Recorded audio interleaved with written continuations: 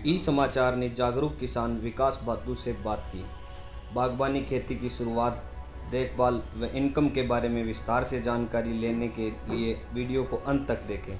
जिस तरह विकास बहादुर सैकड़ों किसानों की सोशल मीडिया के माध्यम से दूसरे किसानों को किन्नू और माल्टा की बागबानी की बीमारियों और सावधानियों के बारे में दूसरे किसानों की मदद करते हैं, उसी तरह पढ़े लिखे किसान कुछ किसानों का ग्रुप बनाकर एक दूसरे की मदद अवश्य करें। आइए हम मिलते हैं विकास बहादुर से।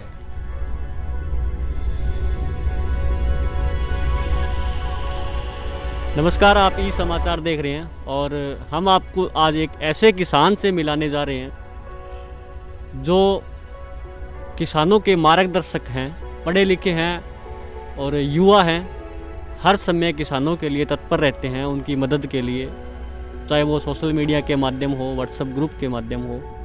और इस वक्त हम किसान के खेत में, ये पंजाब का फाजिल्का डिस्ट्रिक्ट है, उसका एक गांव है शेरगढ़, वहाँ पर मौजूद हैं हम इनसे हम बातचीत करेंगे।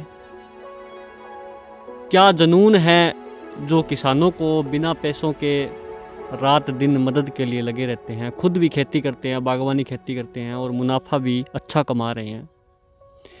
और इस उम्र में किसानों के बच्चे जो हैं वो ऐशो आराम की ज़िंदगी जीते हैं, लेकिन ये किसान जो है अपना पसीना बाग के अंदर बहा रहा है और अच्छा मुनाफा भी कमा रहा है। अब इनसे बातचीत करेंगे। जो किसान है वो बागवानी खेती करना चाहते हैं।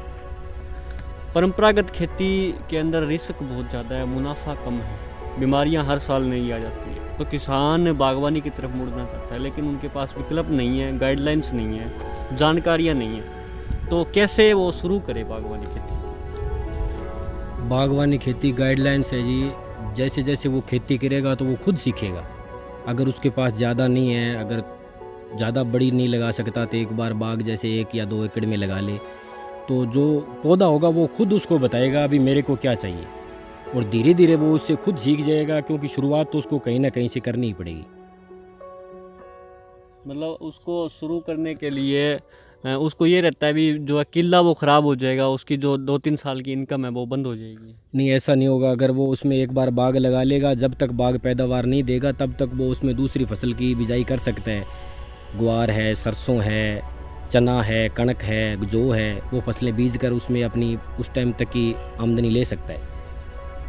जैसे फाजिल्का है, हनुमानगढ़ है और हरियाणा का सिरसा डिस्ट्रिक्ट गंगानगर, ये इन एरियाज़ में कौन से बाग ज़्यादा कामयाब है? इन एरिया में ज़्यादा किन्नू और माल्टा है, क्योंकि यहाँ की जलवायु कह लो या मौसम जो भी है सिर्फ इन दोनों के अनुकूल है। बाकी लोग बागवानी तो जैसे लीची की भी कर रहे हैं, अंगूर की भी कर रहे हैं, स्ट्रॉबेरी की, उसकी थाई एप्पल की भी कर रहे हैं, और अभी एक और चल रही है उसकी, पर उसमें अभी रिस्क है, उसकी उतनी लागत नहीं है। जितना एरिया उनके अनुकूल है उतना दूसरे के अनुकूल नहीं है। जैसे आपने माल्टा और किन्नू की जो बागवानी है वो बताई, ये अपने वातावरण के अनुसार से अनुकूल है, तो इसमें और भी कोई किस्म है? नहीं, हमारे एरिया में तो 2 ही है जी, किन्नू और माल्टा। इसको कब लगाया जाए और इसका जो लगाने का उचित जो समय है वो क्या है? उचित समय इस टाइम भी आप जैसे बुजुर्ग कहते थे सावन भादों में भी लग सकता है, उधर फरवरी मार्च में भी लग सकता है, क्योंकि जब इनका टाइम होता है फुटार का, उससे अगर थोड़ा पहले लग जाए तो वो पौधा अपने पाँव जमा के फुटार पकड़ के चालू। परंपरागत खेती सभी कर रहे हैं, आपको बागवानी का जुनून कहाँ से आया? बस यही, हमारे बुजुर्ग भी यही काफ़ी टाइम से ही कर रहे हैं, बस उन्हीं से यही सीखा था। पहले मैं भी पढ़ाई करता था, जब से बागवानी में लगा हूँ तब से इसमें दिलचस्पी होगी। आप भी करता हूँ, जितनी हो सकती है दूसरों की भी मदद कर रहा हूँ। जो दूसरी खेती है, परंपरागत खेती है और एक बागवानी है, इन दोनों में फ़र्क कितना का फ़र्क है अगर ज़मींदार कोई करना चाहे तो? दोनों में इनकम में काफ़ी फ़र्क है जी। आम जैसे नरमा, ग्वार, सरसों जो है, इनसे अगर कोई साल की खेती करता है और साल की खेती अगर किन्नू की करता है तो 5 से 6 गुना इनकम ज़्यादा है। अगर मेरे पे मैं लेके चलूँ तो मेरे 5 से 7 लाख रुपए की खेती होती थी वैसे, और बाग जब मेरा 7 से 8 साल की उम्र का हो गया उसके बाद मेरी 30 से 32 लाख की खेती हो गई है। खर्चे को लेकर भी बाग का नाम सुनते ही खर्चा बहुत ज़्यादा लगता होगा। नहीं, जितना आप पेस्टिसाइड करोगे पौधा आपको बोल के नहीं कहेगा भी मेरे को ये मत डालो या मेरी जितनी ज़रूरत है पौधे को दोगे तो कोई ख़ास खर्चा नहीं होता। खर्चा को ज़्यादा किन्नू जाति के लिए बोर्डो मिक्सचर, बोर्डो पेस्ट ये जैसे होते हैं, जैसे को कहते हैं कड़ी और नीलत होता है, सबसे ज़्यादा ज़रूरी चीज़ यही है। मान लो भी मुझे बागवानी फसल जो है वो स्टार्ट करनी है, बाग लगाना है मुझे 1 एकड़ के अंदर, तो मैं किस तरह इसकी शुरुआत करूं, कहाँ से शुरू करूं, उसको पौध कहाँ से लेकर आऊं और ज़मीन को किस तरह तैयार करूं? इन सवालों का जवाब आप देंगे। ज़मीन की शुरुआत तो आप ऐसे करें जी, पहले उसको अच्छी तरह से जुताई करें, उसमें लेवलर या कंप्यूटर कराव वगैरह लगाएं ताकि कल को अगर आप पानी लगाओ तो उसमें आपको परेशानी ना हो। अच्छी पौध आप जहाँ से मर्जी ले सकते हैं, आजकल तो बहुत जगह मिल रही है, बस उस पौधे को देखें भी वो पौधा अच्छी तरह से हो, उसको तैयार किया हुआ हो भी, मतलब कुछ पौधे ख़राब तैयार हो जाते हैं तो वो जो अपने बेचने की करते हैं वैसा ना हो। और 1 एकड़ में पंजाब में हमारे है जो करीब 100 पौधे लगते हैं, 110 भी लगा देते हैं, 120 भी लगाते हैं। इनकी सही दूरी है 20 बाई 20। हाँ 20 बाई 20 की दूरी में लगाएं और ऊपर लगा सकते हैं, कम करने की कोशिश ना करें क्योंकि कम करोगे तो इसकी आप ज़्यादा उम्र खेती नहीं ले सकते। और यही अगर राजस्थान में आप लगाओगे तो 65 से 70 बूटे लगते हैं पर बीघा। कई ऊपर नीचे भी लगा लेते हैं, क्यों एरिया के हिसाब से होता है, कहीं कम आ जाए। अच्छी प्योंद होगी, उसकी अच्छी संभाल करोगे तो खेती 35 से 40 साल की है ये। मतलब एक बार आपने पौधा लगा दिया वो 35 से 40 साल तक आपको इनकम देता रहेगा। इनकम वो हमको 25 साल ही देगा जी, 5 से 7 साल तो उसको तैयार होने में लगेंगे।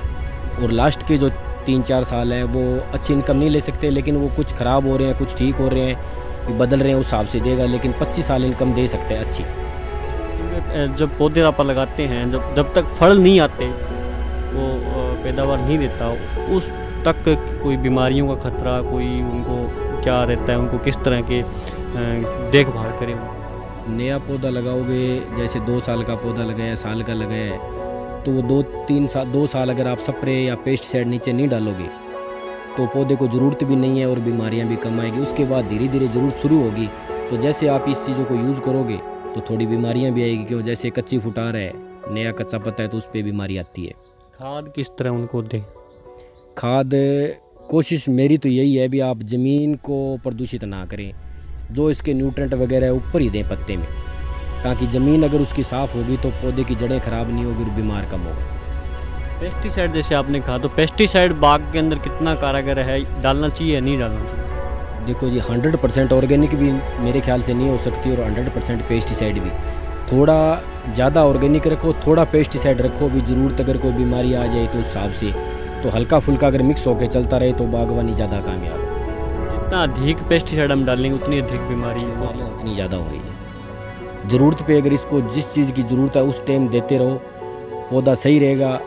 जिसका टाइम टप गया और कहते उसके बाद उसको दें तो उसका वो पौधा नहीं लेगा, क्योंकि इस पौधे को जिस टाइम जिस चीज़ की ज़रूरत है वो ही चीज़ लेता है। कितने समय में ये फल देने लगता है? 4-5 साल बाद अच्छा फल देना शुरू कर देता है, 5-6 साल बाद। हाँ, शुरुआत तो इसकी हो जाती है 4थे साल पे, पर वो लिमिटेड आता है तो उसमें कोई नहीं है।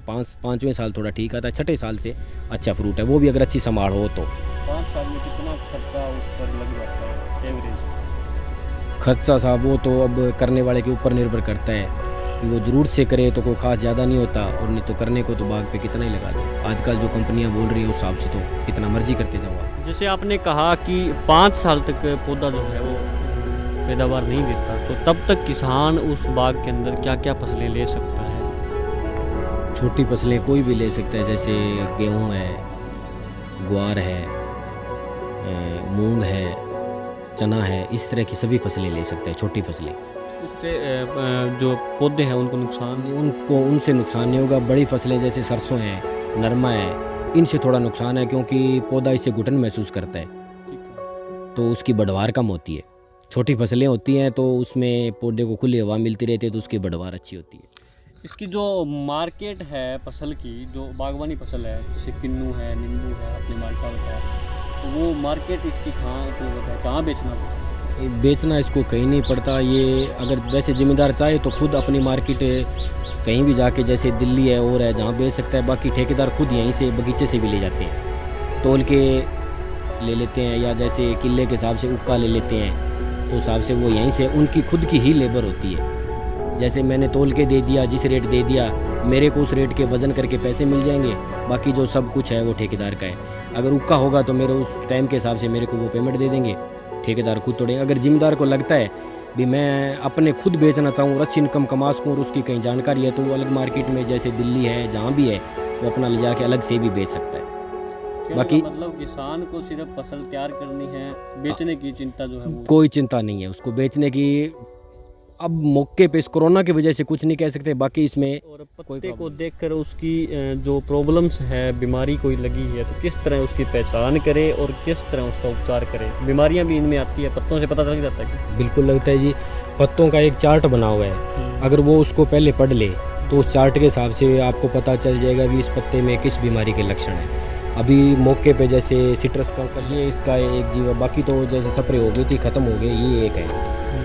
तो ये काफ़ी नुकसानदायक है, सबसे बाग के लिए खतरनाक बीमारी यही है। क्या चीज़ हो जाती है इसमें? इससे वो जो जीव होते हैं पौधे की टहनियाँ रस चूस लेते हैं और टहनियाँ सूख जाती हैं पौधे की, और जो इनसे इनका मलमूत्र है वो जहाँ गिरता है ये पत्ते काले हो जाते हैं, तो ये अपने प्रकाश संश्लेषण क्रिया नहीं बना सकते। इससे फलों पे कोई प्रभाव पड़ता है? फलों पे जैसे इनको फलों को जो जूस वगैरह जो चीज़ चाहिए वो पत्तों के थ्रू ही तैयार होती है। अगर इसके पत्ते काम नहीं करेंगे तो सभी को नुकसान है, पौधे को भी नुकसान है, फ्रूट को भी नुकसान है। पैदावार ये फल जो है झड़ने लग जाते हैं, गलने लग जाते हैं? कुछ भी हो सकता है जी, ड्रॉप भी हो सकते हैं, सूख भी सकते हैं, इनमें कोई और बीमारी भी पैदा हो सकती है। इसका इलाज जो है वो किस तरह का? इलाज आजकल पेस्टिसाइड है या ऑर्गेनिक है, दवाइयाँ हर पेस्टिसाइड से या जहीं से मिल जाती हैं, उस ज़रूरत के हिसाब से उसकी थोड़ा सा उसको ध्यान रखिए भी, सुबह या शाम एक टाइम इसको देखते रहें, उसके बाद आपको पता चल जाएगा भी ये बीमारी आनी शुरू हुई है, तो उस हिसाब से उस पर पेस्टिसाइड या जी। एक और चीज़ है, जो पौधे हैं उन पर जो फूलों की जो लगने की प्रक्रिया वो बहुत ज़्यादा संख्या में फूल लगते हैं, लेकिन जो फल बनते हैं वो बहुत कम संख्या में। ये क्या प्रक्रिया रहती है? फ्लोरिंग जब आती है पौधे पे तो एक हेल्दी पौधे पे करीब 1 लाख फूल लगते हैं, मतलब 1 लाख किन्नू, और उसमें से 1 से 5% तक की किन्नू रहते हैं, वो भी पौधे की हाइट और उम्र के हिसाब से, बाकी फूल गिर जाते हैं। उससे अगर ज़्यादा गिरने लगे भी, किन्नू उस पर ऑलरेडी 1% रहे हैं भी, पौधे की क्षमता है मैं 2 क्विंटल किन्नू रख सकता हूँ और उससे कम हो रहे हैं, तो वो या तो उसमें कोई न्यूट्रेंट की कमी है, या उसमें कोई फंगस की दिक्कत है, या कोई जलवायु की है, या कोई पानी की है। इन चीज़ों की संतुलन ना होना भी एक ड्रॉपिंग का कारण होता है, लेकिन वो तब होता है जब उसकी ज़रूरत से जितना पौधा रख सकता है उससे ज़्यादा गिरने लगे। तो किसान को पता कैसे लगे भी इसकी क्षमता इतनी या इतने रह रही है?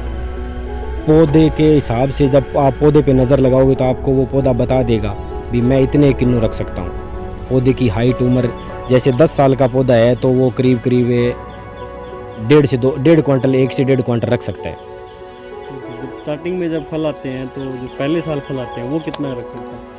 पहले साल तो असल में आता है उसको, तो कई कहते हैं रखना चाहिए, कई नहीं रखना चाहिए, वो अलग अलग थ्योरी है, पर मेरे ख्याल से ना ही रखे तो ठीक है, क्योंकि वो पौधे की जो घास खड़ा है इसको, ये बाग का खरपतवार है, कैसे आपने इसकी गोडी वगैरह नहीं की?